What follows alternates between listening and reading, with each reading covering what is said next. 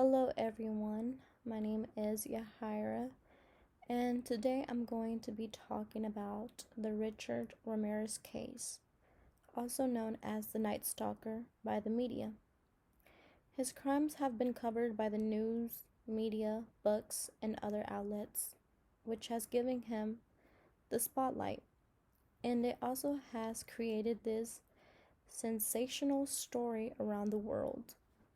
It's even now a Netflix documentary that has been captivated the attention of so many people, including myself.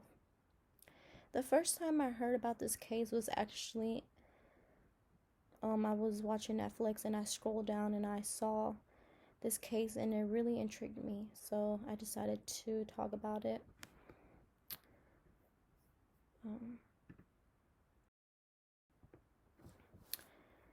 People gave him the name as the Night Stalker. So, who was this Night Stalker? Richard Ramirez was an American serial killer, rapist, and a burglar who murdered at least 13 people in Southern California between 1984 through 1985. Ramirez would go out at night, breaking into homes that were unlocked, then would kill, rape, and look for valuable things. He would also leave satanic symbols at murder scenes. He would also break into cars and even kidnap children. His victims were randomly selected, but they varied in age, gender, backgrounds, but they were mostly women. His first victim was a 9-year-old girl in April 1984. She was beaten, raped, and stabbed to death. His second victim was a 79-year-old woman in June 1984. She was stabbed to death. Ramirez would kill with various weapons such as knives, guns, and he would also use his body.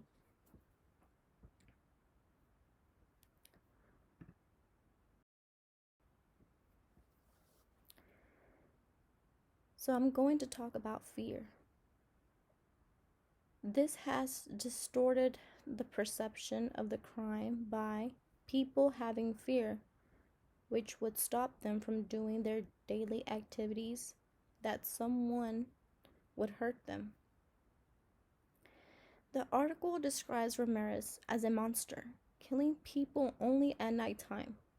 People compared him even as the boogeyman. People feared going outside at night, that someone could attack them, stop them from going for a walk or even a jog because they were scared. Even being at home alone with the mindset of someone breaking into the house at any moment. People fear going outside at night. And they also fear that, they could be at home alone. Many would move in with their families because they didn't want to be alone at night, especially women who were single.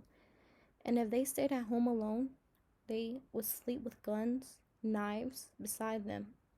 And many would stay awake the whole night because of the fear of being a random target.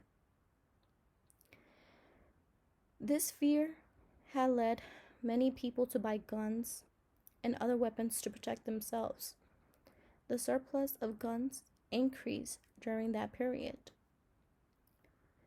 Residents were also warned to lock their doors and windows. Also, the Night Stalker created fear among the residents that many were not themselves. Many could not do nighttime activities as they would. This sensational story misdirected so many people to buy guns and living in the fear that their neighborhood wasn't safe anymore. Even in the daylight, people still had the mindset of someone attacking them.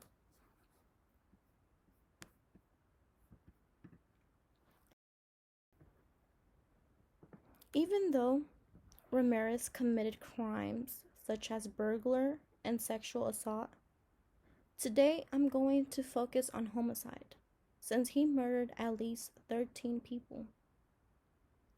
We can see that there has been an increase in homicides, but we can say that during the 1980 period, there wasn't as much cases like in 2021, and this is relating to guns.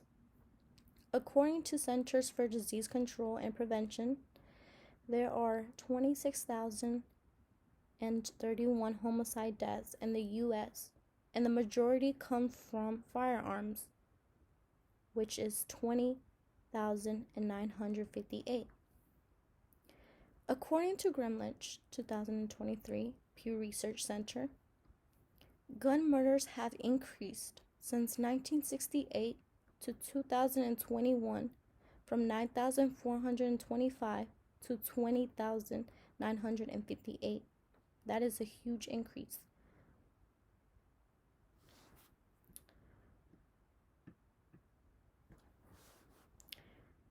The main cause of homicides are guns as weapons. We can see in the Richard Ramirez case that many people were misdirected by buying guns and being so inflicted with this story when there is actually a problem of gun violence.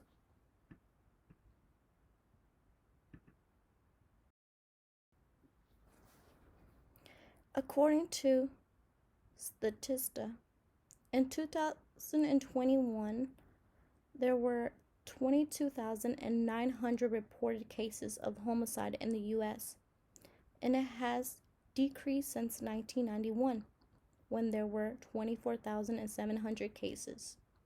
The cases does not stay consistent, since in 2019 there were less cases than in 2020.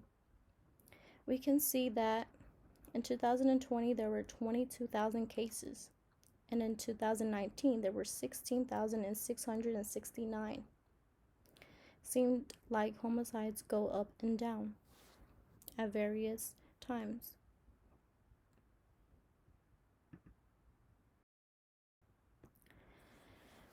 I would also like to talk about Ramirez's childhood, of who he was as a child. Since the article don't mention him as a child, what could have had happened to him that led him to be this monster as everyone depicted him to be? Richard Ramirez was born in El Paso, Texas in 1960. His father was physically and emotionally abusive, that he would be beaten multiple times. His mother worked at a factory where she was exposed to chemicals, and he developed epilepsy growing up. He was also exposed to violence, abuse, and an unsafe environment, which played a significant role while growing up. He was a heavy drug dealer in his teens, and he was also breaking into homes and cars while growing up. These factors could have led Ramirez to become a serial killer. Did his past influence him to such horrible things and become this night stalker that terrified residents, not only in Southern California, but all around the world? Richard Ramirez was convicted in 1989 of 13 murders, 5 attempted murders, 11 sexual assaults, and 14 burglaries. He was sentenced to death. But could something also be prevented? Could he, from his early childhood, find a way out of this scenario? Or was it all, in his life, like he couldn't get out of it?